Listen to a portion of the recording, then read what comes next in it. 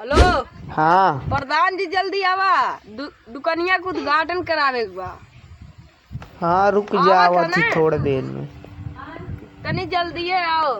हाँ हाँ आवत थी। गीले रंग दीनी पीले रख दी केली रह गया ना मैंने केवली चुमकने मुंडी यानी केली in the wise then in the wakana then in the white man in wakana white ride ये देख मैंने क्या कर दिया, मेरे खून से मैंने आसमान भर दिया, तेरा बेटा भी आमीन। भैया हाँ।